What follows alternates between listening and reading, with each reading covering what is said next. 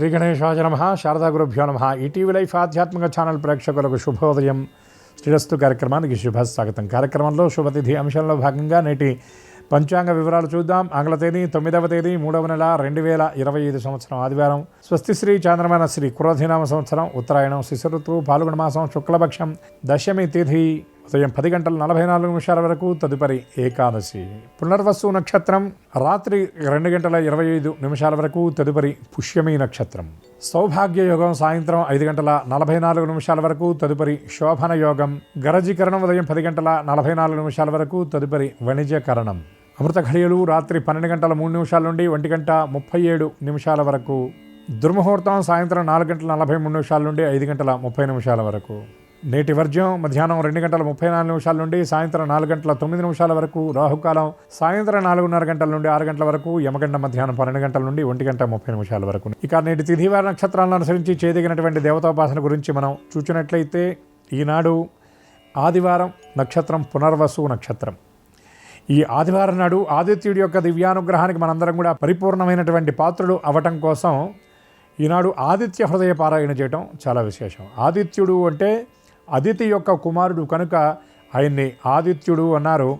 అట్లాగే ఆదిత్యుడు అంటే ప్రథమ దైవంగా చెప్పబడుతుంది. అట్లాగే గ్రహాలలో కూడా ఆది మొదటివాడు కనుక ఆయన ఆదిత్యుడు అధిష్టానంగా కలిగినటువంటి వారాన్నే మొదటి వారంగా ఆదివారంగా మనందరం కూడా సంబోధిస్తూ ఉంటాం. సంస్కృతంలో దీన్నే భానువారమని అట్లాగే రవివారం అని కూడా అంటారు.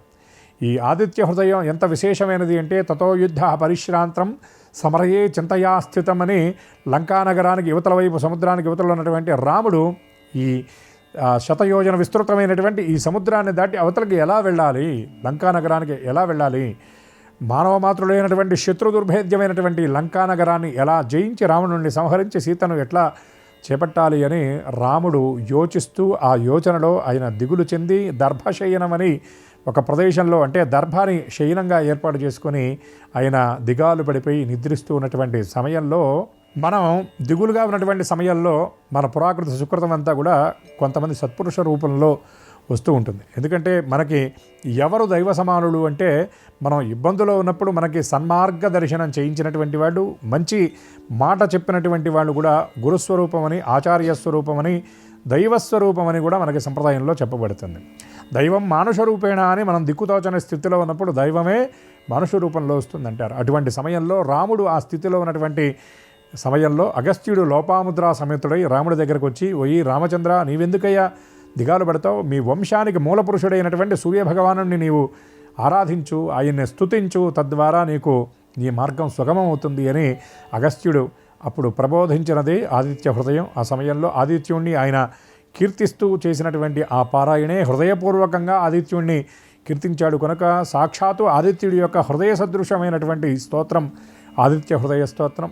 ఇప్పటికీ కూడా ఆదిత్య హృదయాన్ని ఆదివారం నాడు విశేషంగా భక్తితో శ్రద్ధతో పఠించినటువంటి వారికి ఆదిత్యుడి యొక్క అనుగ్రహం వల్ల ఆది వ్యాధులన్నీ కూడా నశించి పరిపూర్ణమైనటువంటి దేహారోగ్యం సిద్ధిస్తుంది. అట్లాగే రామచంద్రుడి యొక్క అనుగ్రహం కూడా ఆదిత్య హృదయం పారాయణ చేసినటువంటి వారికి సిద్ధిస్తుంది. అట్లాగే పరమేశ్వరుడు పార్వతీదేవి తత్స్వరూపులైనటువంటి లోపాముద్ర అగస్త్యుడి యొక్క అనుగ్రహం కూడా సిద్ధిస్తుందని శాస్త్రవచనం. ఎందుకంటే అగస్త్యుల వారు సాక్షాత్తు శివాంశ కలిగినటువంటి వారు. అమ్మవారు లోపాముద్ర అంటే సాక్షాత్తు పార్వతీ స్వరూపం. ఎందుకంటే ఒకానొక కథలో మనకి చెప్తారు, పురాణంలో చెప్తారు, అగస్త్యుడికి మంత్ర యొక్క ఉపాసన ఆ మంత్ర ప్రదానం చేసినటువంటి తల్లి కూడా లోపాముద్ర. ఇటువంటి మంత్రగర్భితమైనటువంటి ఆదిత్య హృదయ పారాయణ అందరూ చేసి ఆ రామచంద్రుడి యొక్క అనుగ్రహానికి, ఆదిత్యుడి యొక్క అనుగ్రహానికి పాత్రులు అవ్వాలని, అవుతారని, పరిపూర్ణమైనటువంటి దేహారోగ్యాన్ని అందరూ కూడా పొందాలని మనసారా ఆశిస్తూ స్వస్తి.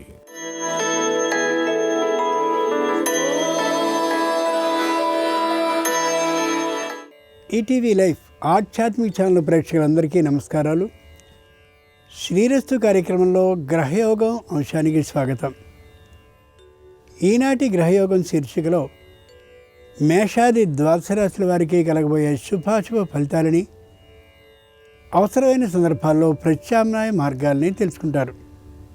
అంతేకాక ఏ రాశి వారికి ఏ దైవ దర్శనం అనుకూలిస్తుందో, ఏ రాశి వారికి ఏ దిక్ప్రయాణం లాభకరంగా ఉంటుందో, ఏ రాశివారు ఏ రంగు దుస్తుల్ని ధరించినట్లయితే సర్వకార్యాలు నిర్విఘ్నంగా పరిపూర్తి అవుతాయో, ఏ రాశివారు ఏ సంఖ్యని స్వీకరించినట్లయితే అది అనుకూల ప్రయోజనాలను ఇస్తుందో ఈ రోజుకి మాత్రం ఆ విశేషాలని క్రమంగా తెలుసుకుంటారు.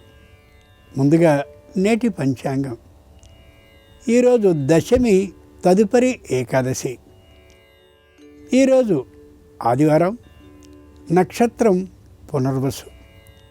నేటి ప్రత్యేకత తిరుమలలో శ్రీవారికి ప్లవోత్సవాల ప్రారంభం. యాదగిరిగుట్ట లక్ష్మీనరసింహస్వామి వారికి రథోత్సవం జరుగుతుంది ఈ రోజున.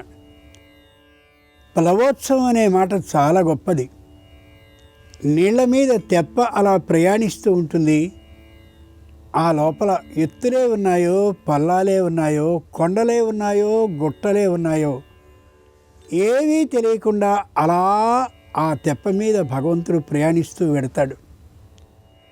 ఎవరి జీవితంలో ఏ విధమైన ఎత్తులు, పల్లాలు, గుట్టలు, కొండలు, గొప్పులు ఉన్నాయో వాటి మీదుగా పరమేశ్వరుడు అలా ప్రయాణిస్తూ వెళ్ళినట్లయితే ప్లవోత్సవం వంకతో మనకు ఆ కష్టాలన్నీ తొలగిపోతాయనే అభిప్రాయంతో ఈ విధమైన వాహన సేవని ఏర్పాటు చేశారని ఆగమశాస్త్రం తెలియచేస్తుంది.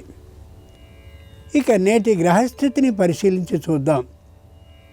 వృషభంలో గురుడున్నాడు, మిథునంలో చంద్రుడు కుజుడు ఉన్నారు, కన్యలో కేతు ఉన్నాడు, కుంభంలో రవి శనులు ఉన్నారు, మీనంలో బుధ శుక్ర రాహువులుంటే శుక్రుడు మాత్రం వక్రీకరించి ఉన్నాడు. ఈ తాత్కాలిక గ్రహస్థితి ఆధారంగా మేషాది ద్వాదశ రాశుల వారి శుభ అశుభ ఫలితాలని క్రమంగా పరిశీలించుకుంటూ వెడదాం. ముందుగా మేషరాశి.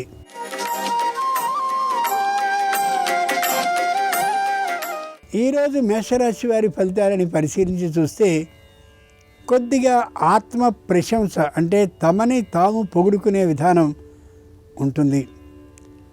ఆర్భాటాలకి అట్టహాసాలకి ధనాన్ని వ్యయం చేసే విధానం కూడా ఉండొచ్చు. వ్యాపార స్థలాన్ని మరింత సుందరీకరించేందుకు ధన వ్యయాన్ని ఎక్కువ చేసే అవకాశం ఉండొచ్చు. నూతనమైనటువంటి వృత్తిని చేపట్టాలనే ఊహ కూడా కలగచ్చు. కుటుంబంలో వివాహాది శుభకార్యాలకి అవకాశం ఉంది. అయితే ఓ నిర్ణయాన్ని చేసుకున్న తర్వాత వెంటనే ఆ శుభకార్యాన్ని నెరవేర్చే దిశగా ప్రయాణించడం మంచిది తప్ప మళ్ళీ అనుమానం, సందేహం, ఆపుదల వంటి ఉండడం అంత శ్రేయస్కరం కాకపోవచ్చు. ఆదివారం సందర్భంగా మేషరాశి వారు సూర్య భగవానుణ్ణి ఎర్రని పూలతో అర్చించి పాయసాన్ని నైవేద్యంగా సమర్పించినట్లయితే వ్యాపారం అభివృద్ధి చెందుతుంది. ఆర్థికంగా తూర్పు దిక్ ప్రయాణం అనుకూలం. కలిసొచ్చే రంగు ఎరుపు. అదృష్ట సంఖ్య 9.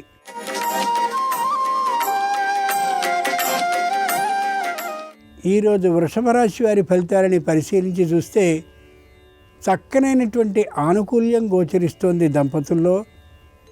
కుటుంబంలో అందరి మధ్య సామరస్య భావన విశేషంగా ఉంటూ ఉంటుంది.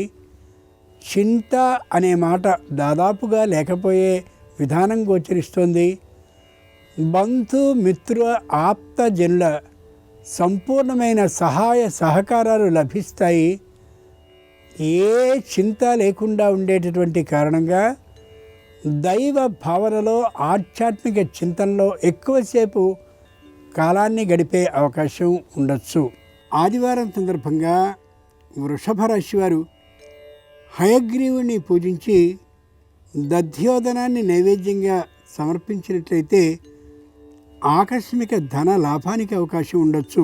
దక్షిణ దిక్ ప్రయాణం అనుకూలం. కలిసొచ్చే రంగు తెలుపు. అదృష్ట సంఖ్య 7.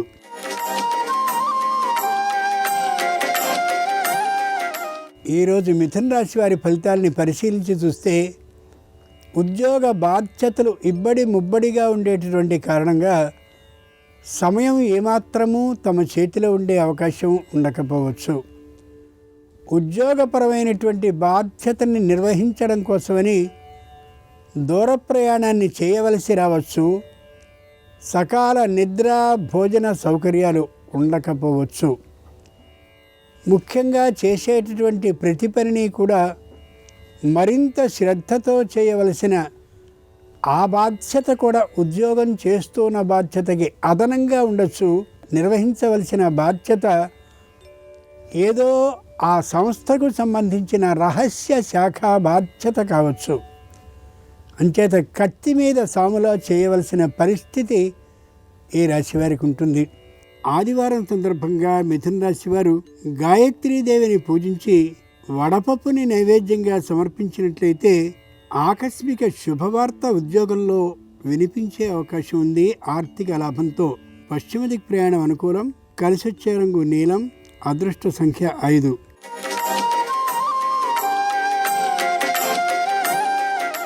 ఈరోజు కర్కాటక రాశి వారి ఫలితాలని పరిశీలించి చూస్తే మానసికంగా దిగులుగా ఉంటారు. శారీరకంగా తాత్కాలిక అనారోగ్యంతో ఉంటారు. ముఖ్యంగా జీర్ణాశయానికి సంబంధించిన అనారోగ్యం, కంఠానికి సంబంధించిన అనారోగ్యం, మెడకు సంబంధించిన నొప్పులు ఉండే అవకాశం ఉంది. కాబట్టి ఆరోగ్య విషయంలో జాగ్రత్తగా ఉండి తీరాల్సిందే. ముఖ్యంగా తమ సంతానానికి సంబంధించినటువంటి దంపతుల్లో పొరపచ్చాలు ఏర్పడే అవకాశం ఉంది. కాబట్టి సమన్వయ రీతిని చాలా జాగ్రత్తగా వారిరువురి మధ్య ఉండేలా చూడడం అత్యంత అవసరం. ఆదివారం సందర్భంగా కర్కాటక రాశి వారు లలిత పరాభట్టారికిని పూజించి పులిహారని నైవేద్యంగా సమర్పించినట్లయితే సమస్యల సంఖ్య తగ్గుతుంది. ఆర్థిక లాభం కలిగే అవకాశం ఉంది. ఉత్తర దిక్ ప్రయాణం అనుకూలం. కలిసొచ్చే రంగు పసుపు. అదృష్ట సంఖ్య 3.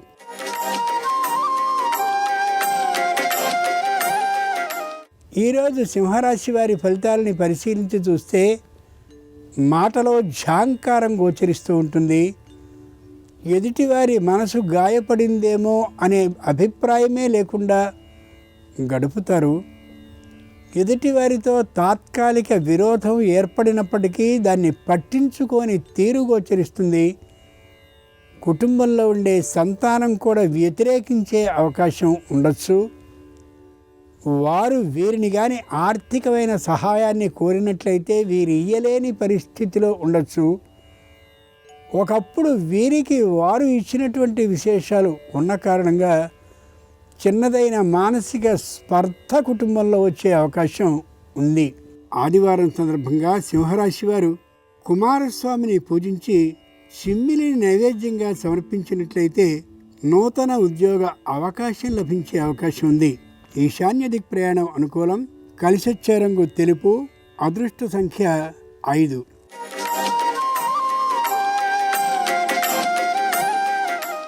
ఈరోజు కన్యారాశి వారి ఫలితాలని పరిశీలించి చూస్తే చాలా అనుకూలంగా ఉంది. గృహ నిర్మాణం వేగంగా సాగుతూ ఉండొచ్చు. కుటుంబంలో ఉన్నటువంటి సంతానానికి సంబంధించిన ఏ విధమైన ఇబ్బందులు లేకుండా ఉండగలుగుతారు. ఆర్థికమైనటువంటి విషయంగా ఎక్కడైనా న్యాయస్థానంలో సమస్య అపరిష్కృతంగా ఉన్నట్లయితే అనుకూలమైనటువంటి విజయం కోసం తగిన ప్రయత్నాలని ప్రారంభించే అవకాశం ఉండొచ్చు. ముఖ్యంగా ఆర్థికంగా ఖర్చు ఎక్కువగా అవుతూ ఉండొచ్చు. అయినప్పటికీ కూడా పట్టుదల కారణంగా దూరభార ప్రయాణాలని చేయవలసి రావచ్చు. ఆదివారం సందర్భంగా కన్యారాశి వారు గణపతిని పూజించి అటుకులు బెల్లాన్ని నైవేద్యంగా సమర్పించినట్లయితే విఘ్నాలు తొలగి ఆర్థిక లాభానికి అవకాశం ఉంటుంది. ఆగ్నేయ దిక్ ప్రయాణం అనుకూలం. కలిసొచ్చే రంగు నలుపు. అదృష్ట సంఖ్య 2.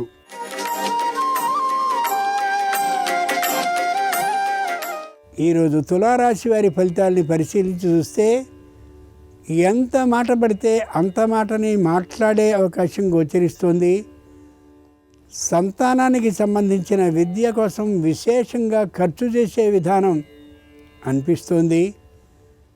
పిల్లలని విందు వినోద విజ్ఞాన యాత్రల్ని తీసుకోవడం కోసమని వారికి లోక పరిచయాన్ని చేయాలని దూరభార ప్రయాణాలని చేయిస్తారు. వారికి ఆరోగ్యపరమైనటువంటి సమస్య లేకుండా జాగ్రత్తగా చూసుకోవడం అత్యవసరం.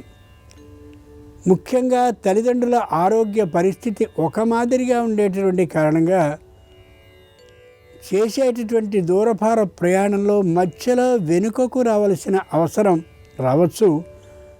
ఆ కారణంగా వృద్ధులు, అనారోగ్యవంతులైనటువంటి వారి ఆరోగ్య పరిశీలన కోసం ఒకరిని ఏర్పాటు చేయడం అత్యవసరం.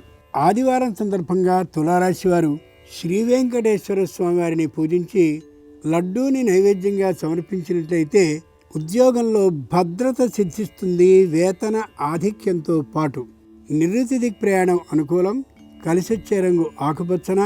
అదృష్ట సంఖ్య 4.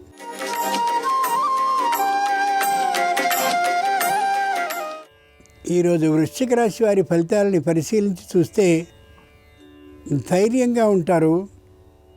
తాము అనుకున్నది మాత్రమే చేస్తారు. ఎవరు ఏ విధమైనటువంటి ముహూర్త నిర్ణయాన్ని గృహప్రవేశానికి చేసినా, వివాహాది శుభకార్యాలకి చేసినా విని ఊరుకుంటారే తప్ప ఆచరించే ఆలోచన ఉండకపోవచ్చు.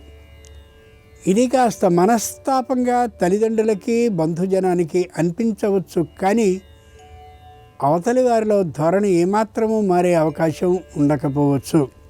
వృత్తి, ఉద్యోగ, వ్యాపారపరమైనటువంటి ఆదాయం విశేషంగా ఉంటుంది. అయినా తీసుకున్నటువంటి రుణానికి సంబంధించిన అసలు వడ్డీల తీర్పుడుతో పెద్దగా చేతిలో ధనం మిగిలే అవకాశం ఉండకపోవచ్చు ఈ రాశి వారికి.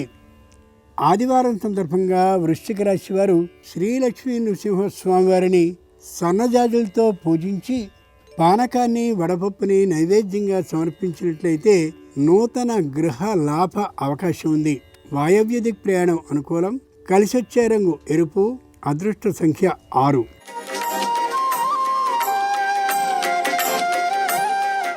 ఈరోజు ధనురాశి వారి ఫలితాలని పరిశీలించి చూస్తే స్వతంత్రాభిప్రాయాలతో ఉంటారు.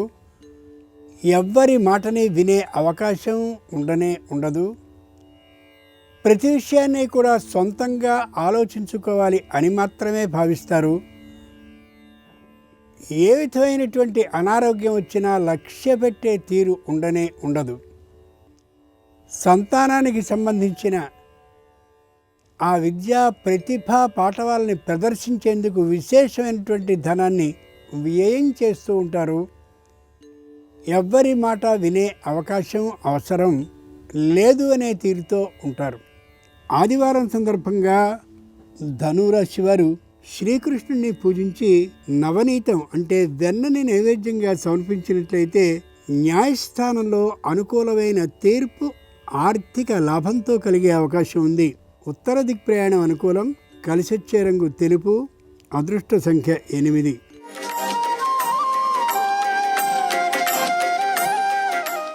ఈరోజు మకర రాశి వారి ఫలితాలని పరిశీలించి చూస్తే ప్రతి విషయము కలిసొస్తూ ఉంటుంది.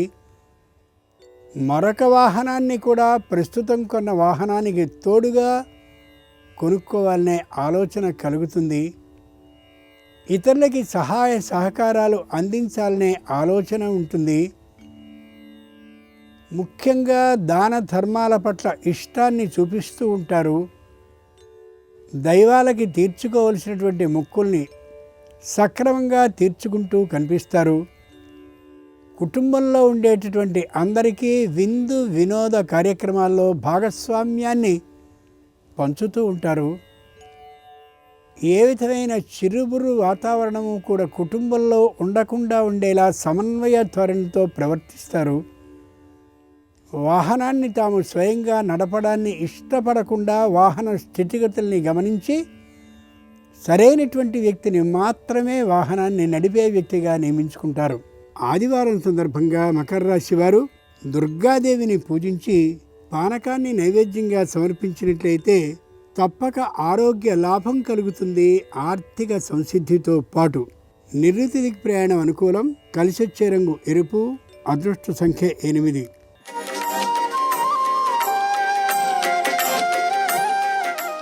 ఈరోజు కుంభరాశి వారి ఫలితాలని పరిశీలించి చూస్తే వ్యాపారపరంగా ఆ మధ్య చేసినటువంటి అప్పుని పూర్తిగా తీర్చివేస్తారు. నూతనమైనటువంటి ఆస్తిని కొనుగోలు చేయడం కోసమని ప్రత్యేకంగా రుణ ప్రయత్నాన్ని చేస్తూ ఉంటారు. రుణాన్ని తీర్చగలిగినప్పుడు మాత్రమే రుణం కోసం ప్రయత్నాన్ని చేయాలనే ఆలోచనతో ఒక అడుగు ముందుకు ఒక అడుగు వెనుకకి వేస్తూ ఉంటారు. ముఖ్యులైనటువంటి వారితో సంప్రదింపులు చేస్తూ ఈ రోజంతా గడుపుతారు. తాము ఎప్పుడో నిలువ చేసుకున్నటువంటి ద్రవ్యం మరింత లాభకరంగా ఉన్నట్లయితే దానితో ఎక్కడైనా స్థిరమైన ఆస్తిని సేకరించాలని అనుకుంటారు. కానీ పెద్దగా లాభం లేకపోయినటువంటి కారణంగా ముందుకు అడుగు వేయలేకపోవచ్చు తాత్కాలికంగా.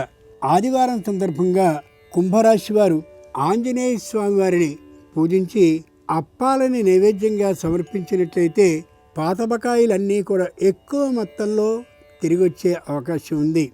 ఉత్తర దిక్ ప్రయాణం అనుకూలం. కలిసొచ్చే రంగు తెలుపు. అదృష్ట సంఖ్య 9.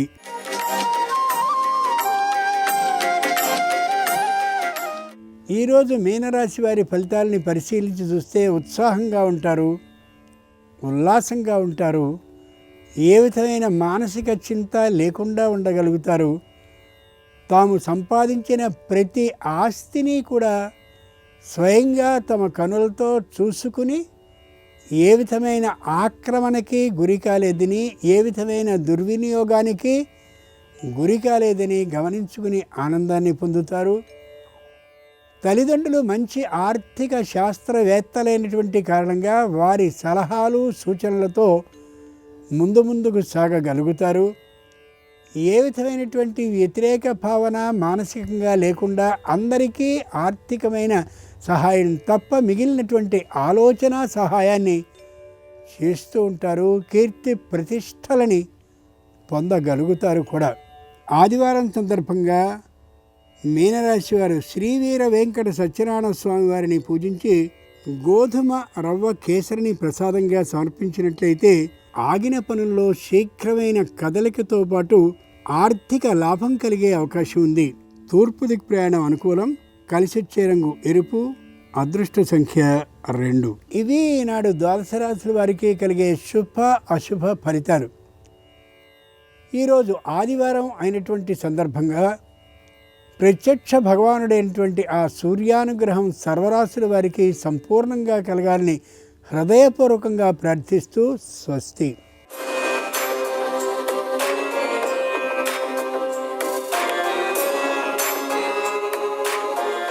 నమస్కారం. గృహంలో ఉన్నటువంటి సభ్యులకి వాస్తుపరంగా అదృష్టం కలిసి రావటానికి, వాస్తుపరంగా ఉన్నటువంటి దోషాలన్నీ తొలగింపజేసుకోవటానికి, సభ్యులందరికీ అదృష్టం కలిసి రావటానికి ఇంట్లో పాటించాల్సిన ముఖ్యమైన నియమాలేంటో నేటి శుభం లాభం అనే శీర్షికన పరిశీలిద్దాం. వాస్తుపరంగా గృహంలో మొత్తం కూడా సానుకూల పరిస్థితులు పెంపొందింపజేసుకోవటానికి మీ గృహంలో తూర్పు ఈశాన్యంలో ఒక రాగి చెంబును ఏర్పాటు చేసి ఆ రాగి చెంబులో నీళ్లు పోసి ఒక ముత్యాల దండను ఉంచాలి.